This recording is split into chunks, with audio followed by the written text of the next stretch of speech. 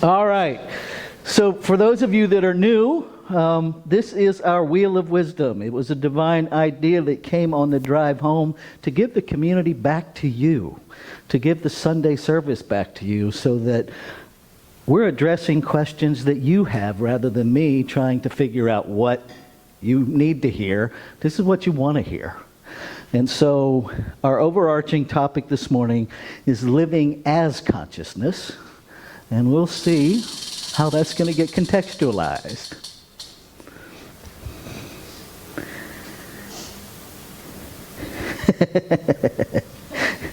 The short answer is yes. Is every expectation creative? And that fits in perfectly with living as consciousness. So more will be revealed. We're going to go into our time of spiritual practice with our candle lighting ritual, our reading, and our meditation and prayer. Let's take a breath together.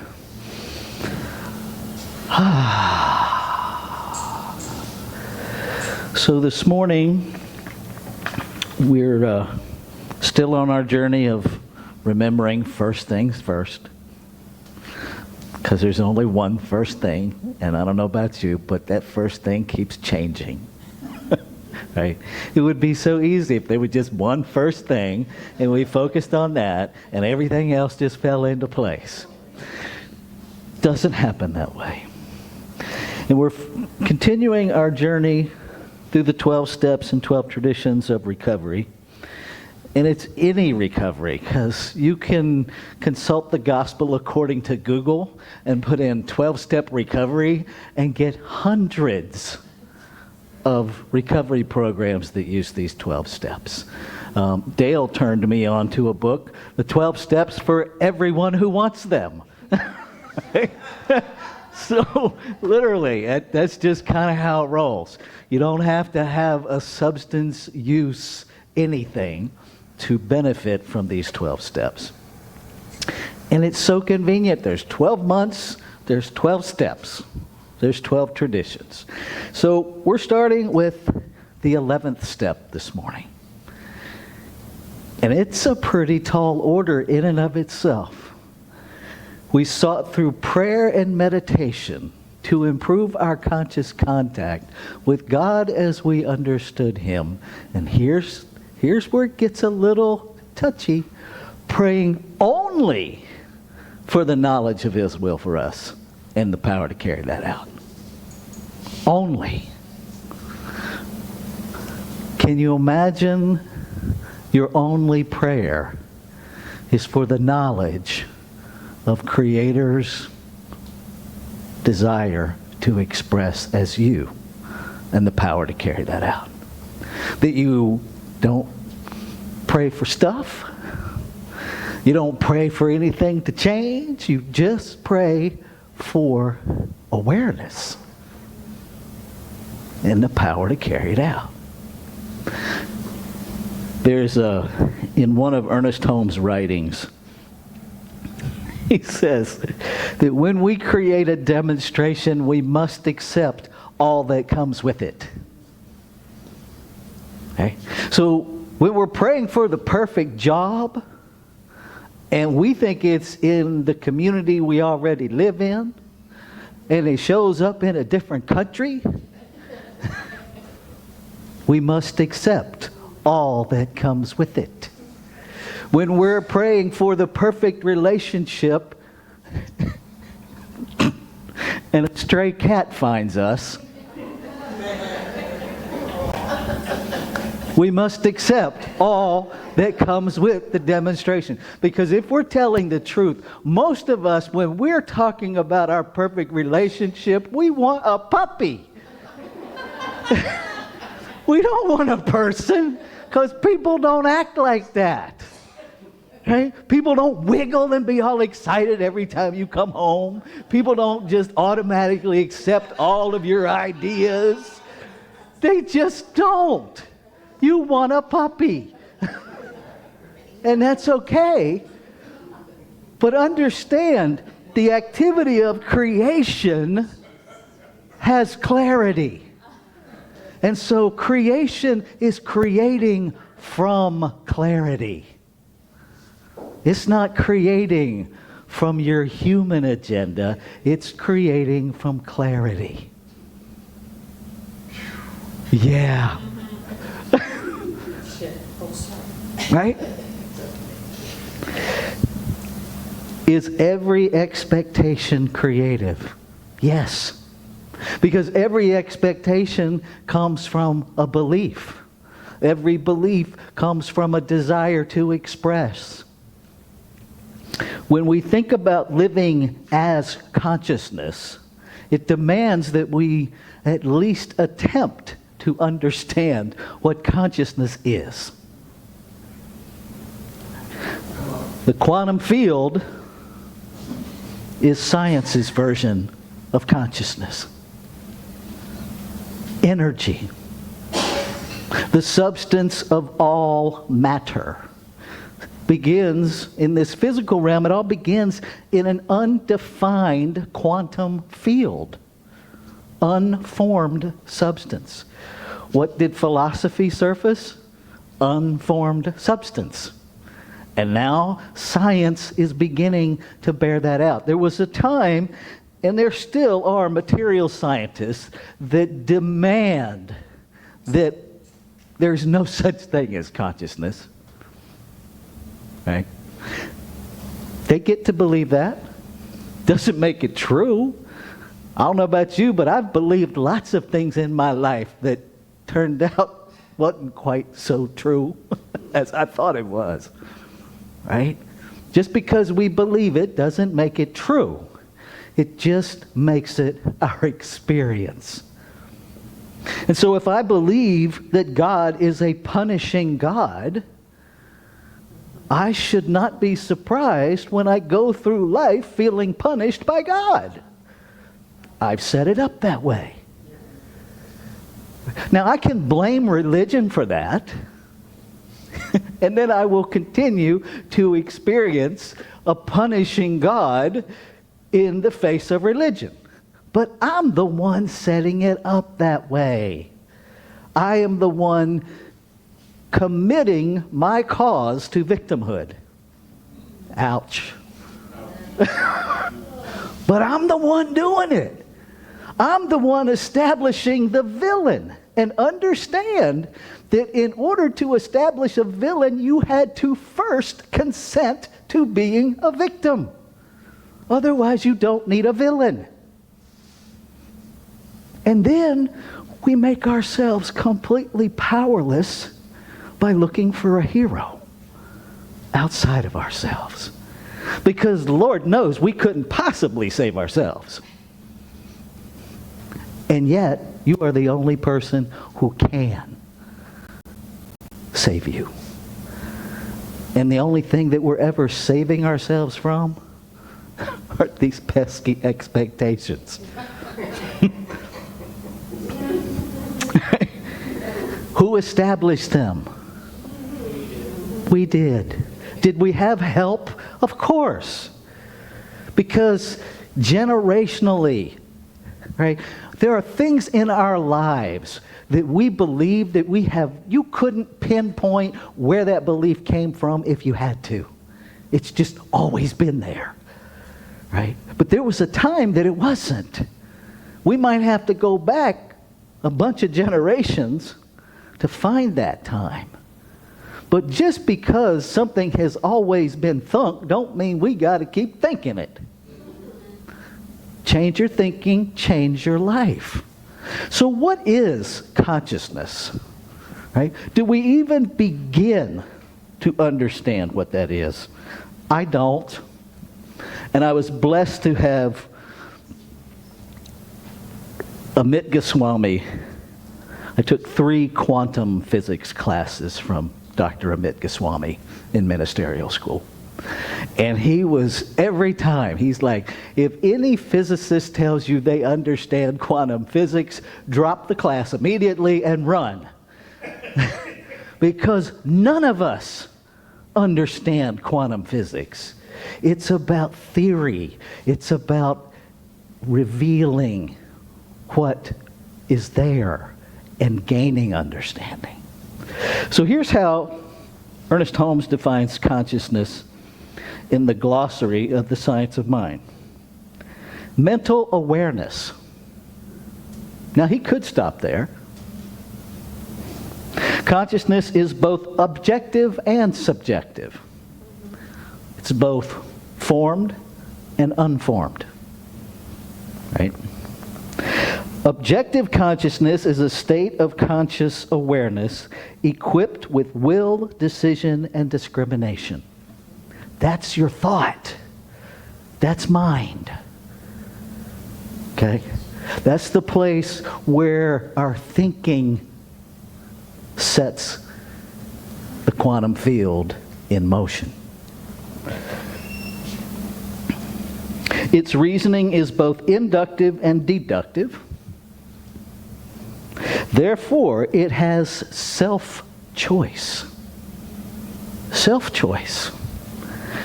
That can spin into a whole conversation of self. Right? And this whole thing of consciousness is exactly that. It's recognizing the self within the self. They're not separate. The subjective consciousness is entirely a reaction to this objective volition. That is what, in the teaching symbol, we talk about as law. All it does is receive and act. It doesn't have any discrimination factor. It doesn't have a filter that's going to go, I got your work order, and you might want to rethink this one. It doesn't do that. It simply receives it and makes it so. It is creative but not discriminative. Just creates. All of your expectations, every single one of them, even when they conflict with each other, the activity of law says, okay, here you go. And then you get it and you go, what happened? Well, what happened was you had expectations. That's what happened.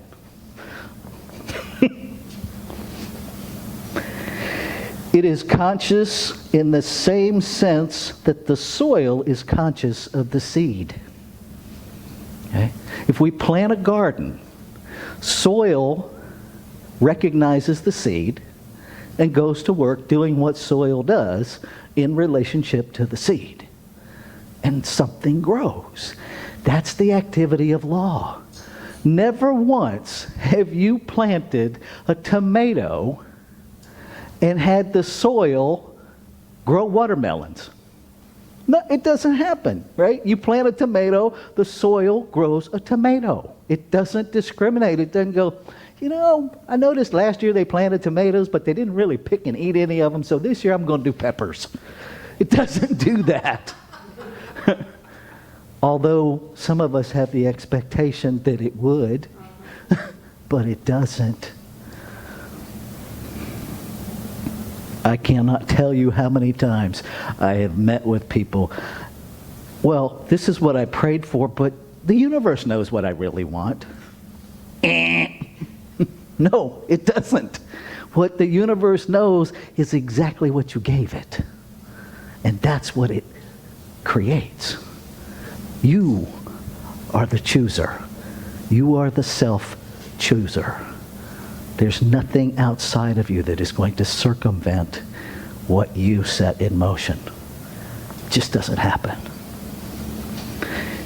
When we speak of mind in its self-conscious state, we mean spirit. Right? That's the thinker, that's mind. Whether we think of it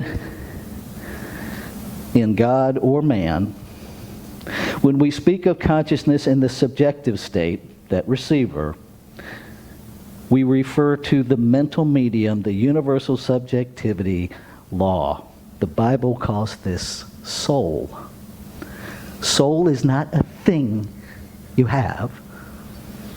It is the doer of the creative process that's in you. It's not a separate thing. I was speaking with somebody the other day, and I can't even remember who it was, but I'm really careful to not put the word "the" in front of mind, spirit, law, because it creates a sense of separation, right? The minute I say the mind, it's a separate thing than the law, and it's not. They are different aspects of one thing, consciousness. Right? And consciousness is a tricky word in our English language because it has multiple meanings. It goes on to talk about psychology and philosophy. What it doesn't talk about is the medical field. Right? So medically, I'm conscious right now medically. I'm awake. Right? When I'm having surgery, I'm medically unconscious. Hopefully. That's the plan. Right? So I can be consciousness in form and can be completely unconscious of the consciousness that I am during surgery. I can be wide awake and be completely unconscious of the consciousness that I am because I am unaware that I am consciousness in form. So when we use the word consciousness, how are we using it? Are we using it to talk about the quantum field, the substance, the source of everything? Are we using it to talk about awareness? Are we using it to talk about a medical state of being? It's important.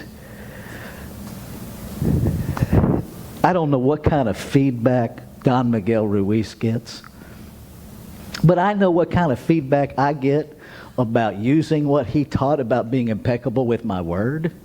You're so literal. No one has ever said that as a compliment. Yes, because I am being impeccable with my word. Why? Because it's all creative. I have learned through experience that being sloppy with my words is being irresponsible with my thoughts. And how have I learned that? Because every thought is creative, and all of a sudden there I am in the middle of an experience that I am unaware that I invited. Unaware that I demanded by setting it in motion in a creative process that only knows yes. And then I'm mad at somebody, but I don't know who to be mad at. All I know is, and maybe you can relate, well, this is not what I meant. Right? You ever have any of those? Right? You do treatment, and then you get the manifestation. It's like, that's not what I meant. What did we mean? That's the trick. What did we mean? Did we mean to be careful enough to be intentional? Did we mean to take enough responsibility for our experience that we recognize that we are setting consciousness in motion? Prayer is a movement of consciousness. It is not a request. It is a movement of consciousness. It is a movement of the energy of the quantum field. We've proven that. I cannot even begin to explain it, but if you want evidence of it, look up the double slit experiment. Just Google the double slit experiment, and you will get absolute scientific proof that how we observe what is happening based on what we're telling ourselves changes what's happening. It's trippy because it didn't follow what scientifically they expected to happen because they were watching it and they were wondering, well, what if it does this? And then it did that. But scientifically, that made no sense. Right? So what Ernest Holmes was teaching a long time ago, that science and religion and spirituality are all coming together to prove one another, is happening. The question is it happening in you? Not is it happening in the world, is it happening in you? Are you willing to become self-aware? Because ultimately that's what the first two community songs, they're about giving you an opportunity to become self-aware, to feel what you are. We're going to talk next week about the value of personifying this thing called God. Right? Because we all do it. We all do it. It's unavoidable. We are raised in this society that is steeped in Christian hegemony that insists on making God a person. Okay? Maybe there's value in that, as long as we understand what we're doing. And so that's what we're going to dive into next week. For this week, I really invite you, use the study sheet. It's going to take you through an exploration of your concepts. What does prayer mean to you? Right? What does meditation mean to you? What does conscious contact mean to you? These are not hard questions, or maybe they are. What is your understanding of God? Are there thoughts? What are your thoughts about the personified reference to God as Him? It's interesting for women that God is referred to as Him. Everybody's made in the image and likeness of Him. Where does that leave women? Right? It's an interesting wrestling match. It's an interesting wrestling match, and yes, I'm just going to go ahead and say this, that there are teachings that there is one Son of God, yet everyone is referred to as a child of God. But if there's only one, how are there children of God? That doesn't work, right? So what is your understanding of God? Are you just going through it unexamined? If so, maybe it's time to examine it. What are your thoughts about the personified reference of His will for us? We're going to talk about that more in depth next week. Does God have a will for you? But before we talk about that, I'm inviting you to explore. How does that resonate with you? What comes up when you hear that? And finally, I invite you to use your own words to craft the 11th step. How would you write it? That we've sought through prayer and meditation to improve our conscious contact with fill in the blank. Praying only for the knowledge of fill in the blank and the power to carry that out. Make it personal. So let's take this into prayer. And so I recognize that there is only one. That it is all things, no things, formed and unformed, visible and invisible. That it is the one self, knowing itself. That its desire is simply to express. And I recognize that it is expressing as me, as every form of life, as every person in this room, every person viewing online, every person who never views this, is this one expressing itself. Every rock, every lint ball, every speck of dust, every mountain, every cosmos, everything is this one expressing itself. And so I simply hold in awareness the desire to know what that is, to be what that is in this form that it desires as me. to align every thought with the truth of being. To know that I am already equipped with the courage and the power to be the desire of creation as me. And that within me is the courage and the power to allow every individualized expression to be exactly what they came to be. Free of judgment, free of condemnation. To see God everywhere. To see creation everywhere.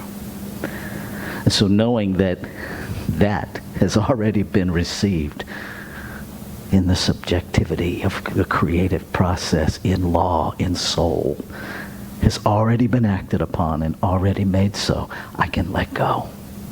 I can let go of all the doubt, all the fear, all the yes buts. I let it all go so that I can be fully present and aware as it unfolds within me, through me, as me, before me. And I invite you, if any of this resonates with you, to claim it as your own, as we say together, and so it is. Take a breath.